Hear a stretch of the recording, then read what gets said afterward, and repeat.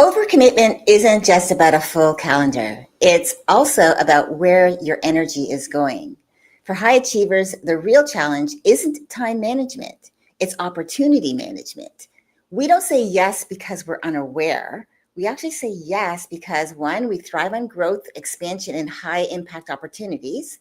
We've been conditioned to believe that saying yes equals success, and we're surrounded by options that all seem valuable until they drain us. The truth?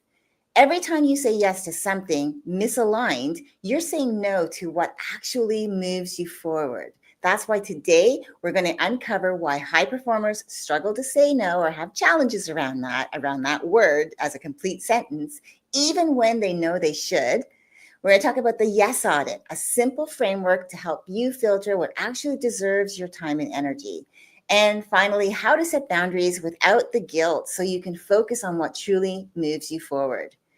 If you've ever felt like you're doing everything right, but you still feel stretched thin, today's conversations will give you the clarity and systems that you need to reclaim your time and energy.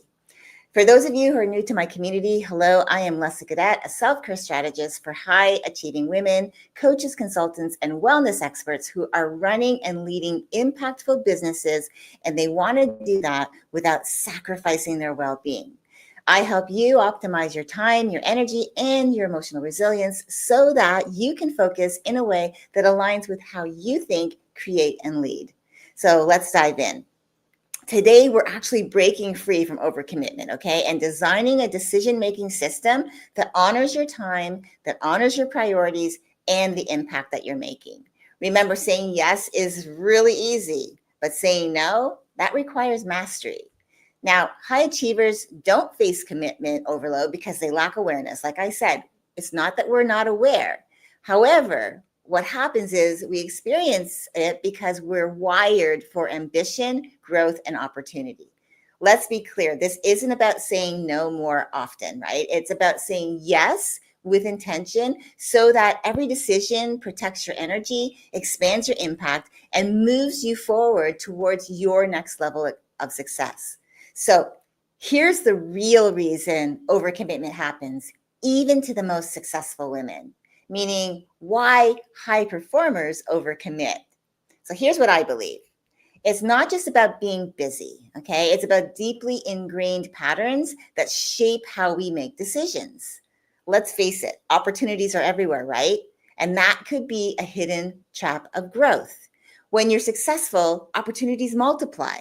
You get invited to collaborations, to speaking engagements, partnerships, new offers, and leadership roles.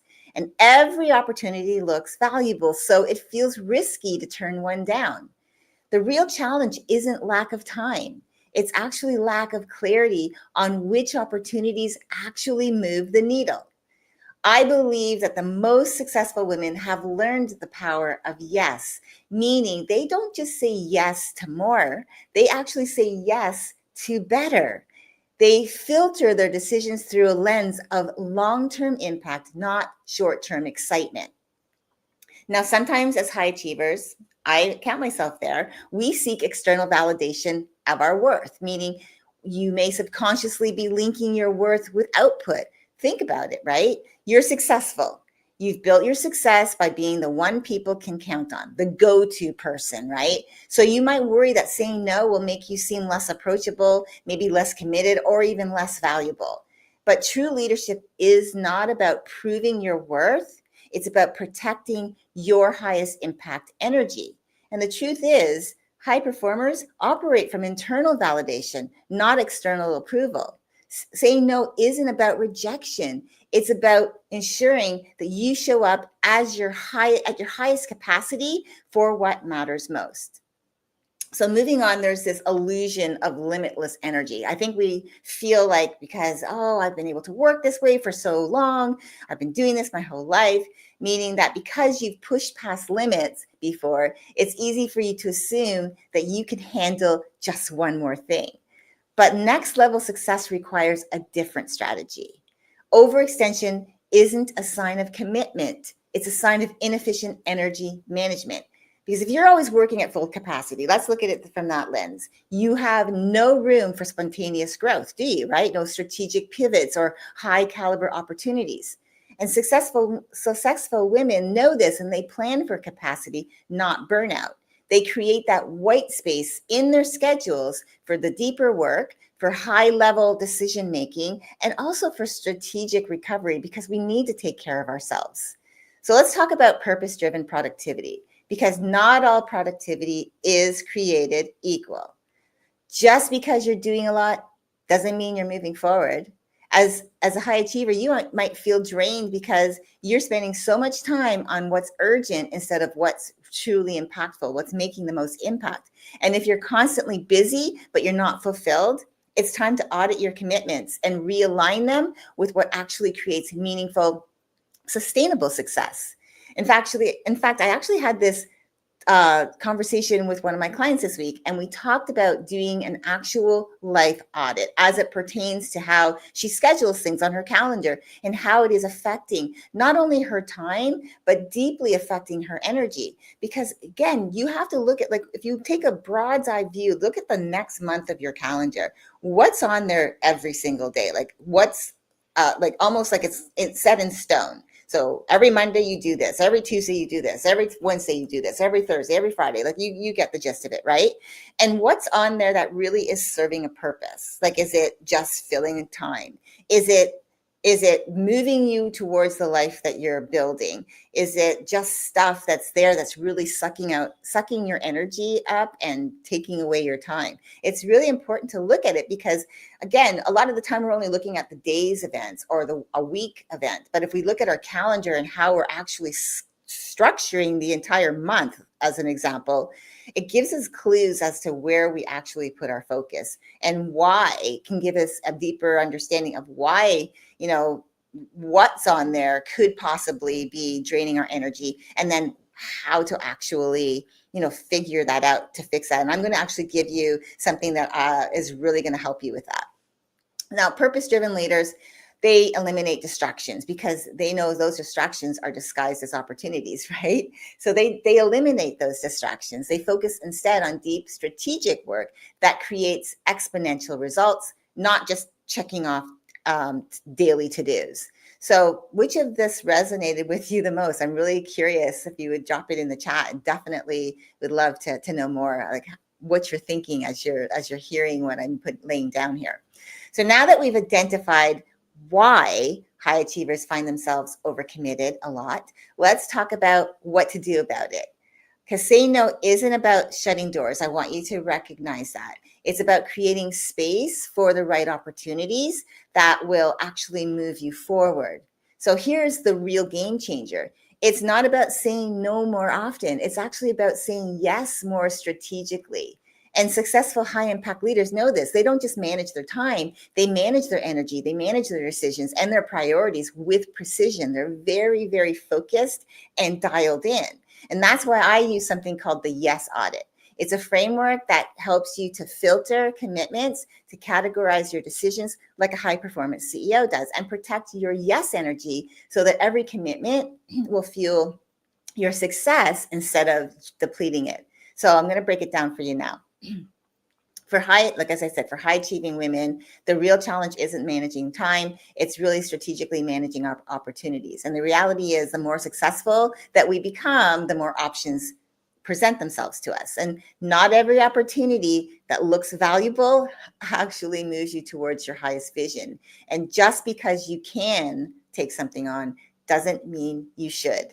So again, high performance leadership isn't about doing more. It's really about committing to what truly matters while eliminating distractions disguised as opportunities. So here's the steps. First step, use the 3-question yes filter. So before you commit to this opportunity that has presented itself to you, ask yourself these 3 questions. First question, does this align with my highest priority focus for this season? A lot of the time people put things on their calendar which is not meant for right now. It doesn't align with where they're at in their journey right now. It's for later on down the road, or maybe not even at all, and it's diluting their focus. So, and it really is easy to say yes to things that seem aligned in general, right? But not every opportunity is the right opportunity for this stage of your business and your life. So an example could be like a speaking engagement. It might be great for visibility, but if your current focus is client fulfillment and scalability, and that speaking engagement is really going to take away a lot of that time, and you really have like a time focus, then that's a distraction, right? Not a growth strategy. The key isn't just choosing what to prioritize. It's really to stay committed. It's learning to stay committed to what you start so that you can finish it with impact rather than getting pulled in a million different directions, okay? Your yes should be aligned with your current strategic focus, not just long-term potential.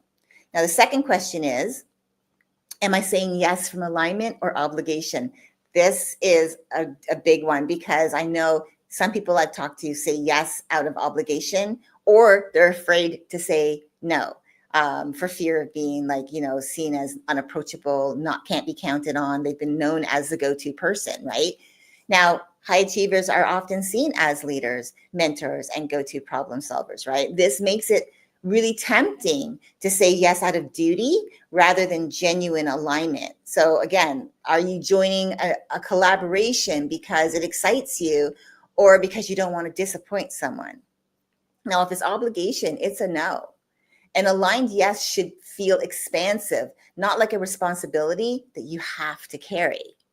Now, the third question is, what am I trading for this? This is important to really focus in on because everything comes with an energy cost, okay? If you say yes to something, you are saying no to something else. So if you're taking on a new project and it's pulling you away, it's pulling time away from refining, say, your premium offer, you're working on something that's really important. That's not an opportunity. That's a misallocation of your energy. So a high impact yes really should enhance your business and your well-being, not deplete them. Okay, so that's the three question filter that you can go through as you're trying to decide on whether or not to say yes to an opportunity. Now, step 2 is to learn to categorize your decisions like a high performance CEO would, right? Once you've taken that opportunity, you've run it through the yes filter, categorize it strategically, right? So if it's a yes, for example, if it's aligned, it's energizing, and it directly contributes to your highest priorities, then that's a yes, right? If it's a no, like meaning if it drains your energy and pulls you off track or doesn't serve your goals, your bigger priorities, your vision, then obviously it's probably something that shouldn't go on there because it's going to take away valuable time. And then the third one is like not right now or later. This is something too to think about. If it has potential, for example, but it doesn't fit in right now, set a reminder to revisit it in 3 to 6 months or the time frame that seems most reasonable to you. Because a lot of the time, again, opportunities can present themselves, but if they don't align with what we're doing right now and they take away our time and our energy to focus on that, even though that's not really going to do anything great for this, or maybe it will, but you're not ready for that opportunity, there's no point in taking part because it's really just going to be diluting where you're putting your time and focus and your energy, right? So for an example, a networking community that you really want to join, and it might be valuable, but you're in launch season. And what I mean by in launch season, you're still preparing, you're not ready yet.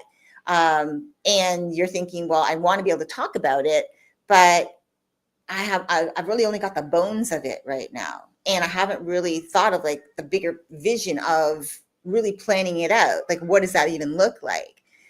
Or you have a product that you're putting together, but it's not completely finished and you don't feel comfortable, you don't feel confident enough to be able to say, yes, it's ready here, or here, give them access to something that's only partially finished. It doesn't make sense, right? So that would go in the later category, not as an immediate yes. Successful leaders, they don't just make choices, right? They make aligned, timely choices. All right. This one is important too. Step 3, protect your yes energy. Your yes decisions should feel expansive, not exhausting. And so I want to give you some steps to help you so that you know how to ensure that every commitment that you say yes to protects your highest impact energy.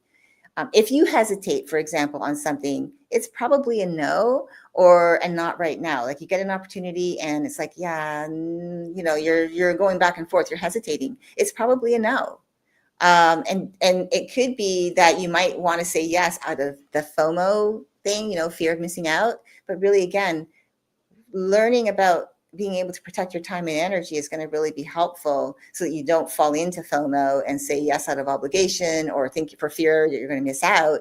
And then, of course, it's a waste of your time and energy that could be focused on the things that really are moving the needle forward. We often, as high achievers, rationalize misaligned decisions, right? But deep down, you already know, right? You already know the answer. If you feel resistance, trust your gut, trust your instinct. Again, saying no isn't about rejection. It's just about creating space for the right yes. When you're a high performer, you aren't saying yes to more, right? You actually are saying yes more strategically. So that's the difference. So next time your energy, next to your time, for example, we look at time as our most valuable commodity. At least I do. I know it's our most valuable commodity. Your energy is the next most valuable resource that you have. And that's why it's important for you to learn to protect it. Because the wrong yes doesn't just take your time, it takes your creativity, your focus, and your ability to execute at your highest level. So think of it this way. If you had an extra 5 hours this week, just from saying no to the wrong things, imagine what you would do with that extra 5 hours. Maybe it's even just white space, 5 hours of white space for strategic deep focus or strategic recovery time, whatever that looks like, or doing something fun. Like, what would that allow you to do that you weren't able to do before? Right? So now that we've covered how to filter your commitments using the YES Audit method, the next step really is learning how to say no without guilt, because I know the challenge isn't making the decision, it's communicating it in a way that feels strong yet graceful, and the truth being is that saying no isn't about shutting people out. And I think that's where that whole fear of saying no comes from, worried about shutting people out. It's really more about practicing your time and energy, right? Practicing your time and energy protection mode, really, or protecting your time and energy, better way to say it, because they are foundational pieces to cultivating emotional resilience. How you manage these resources really determines how well you show up, how you make your decisions, and how well you sustain your success. And here's where most people get stuck. It's not the no itself that's difficult. It's the fear of how that no is going to be perceived by the other person, right? Again, if you're a people pleaser or a perfectionist and you're worried that by saying no, you're the go-to person and you're saying no, you're being seen as difficult, unapproachable, someone who can't be counted on. And that's a huge fear. And so I want to talk about how to set boundaries without guilt, without the conflict, and without feeling like you're letting people down. Because saying no, again, isn't rejection. It's really more about strategically aligning yourself and aligning your time and energy to support you.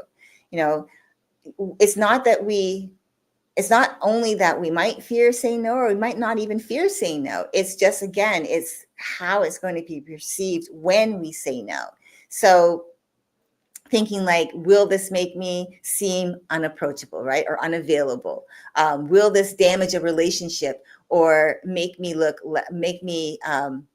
less committed, right? To what I say I do? Or what if I say no and this was the opportunity I needed, right? That goes through the brain. So, but here's the real shift. Boundaries aren't about restriction. They're about elevation. They're about elevating yourself. Again, protecting your time and energy is about elevating you. It's taking you to a higher level. When you say no to misaligned commitments, things that just don't fit, you are saying yes to more focus, to more energy, and more impact. But how you say it does matter. You don't have to be harsh or abrupt. You can set strong boundaries around your time and your energy while keeping relationships intact. So I want to talk to you about the soft no strategy, like an elegant boundary that you can use to keep you in control.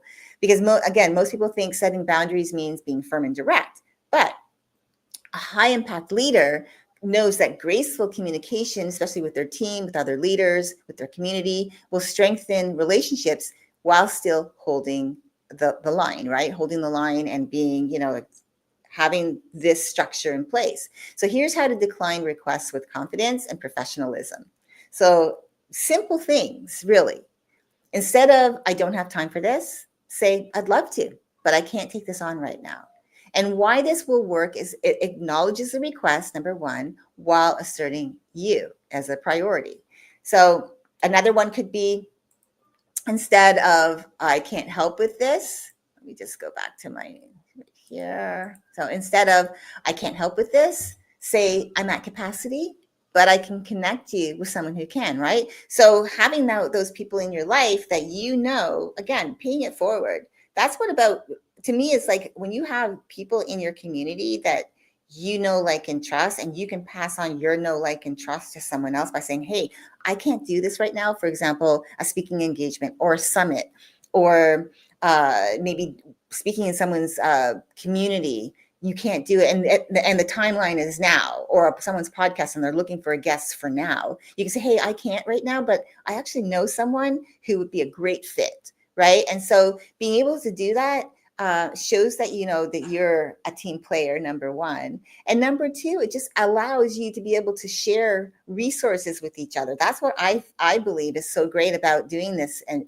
collaborating with and having referral partners. And maybe not even necessarily on paper a referral partner, but you are in your, for you believe that, hey, I know this person would be a great fit. And I've done that many times. I've referred other people to people that I know that would be great fit for something that they're working on, even as coaches.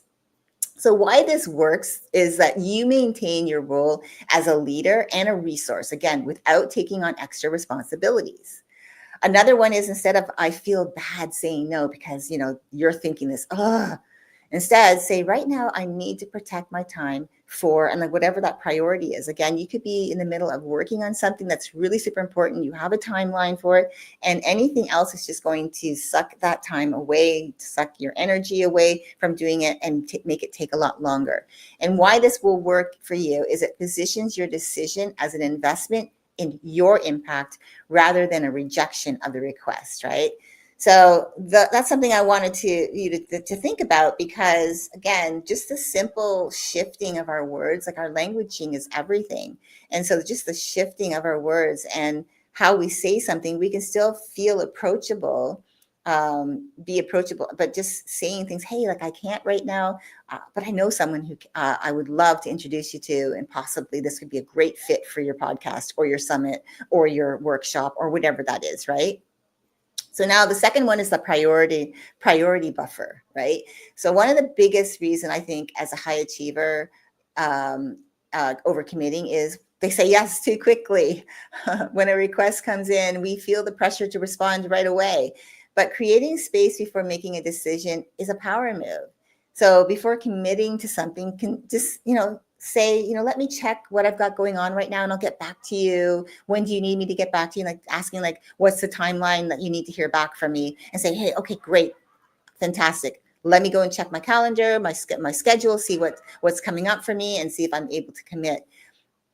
What that does, it just helps you to stop on the spot yeses that lead to overwhelm, and allows you just to be, you're not saying no outright. You're not saying, you're not being disrespectful, but you're allowing them to say, hey, I value this, but I want to make sure I can support you. And it shows professionalism. It shows respect without instantly committing, and without you committing only to have to go back and say that you can't do it after the fact, right? And so it's another thing as well, like when you do also say, hey, let me check, it also gives you time to run that opportunity through the YES audit, so you can make sure that it's in alignment. So protecting your time isn't selfish. It's what allows you to show up fully for what actually moves the needle. Think about it this way. Every time you set a boundary, you reinforce your leadership by honoring your priorities, values, your mission, creating deeper self-alignment.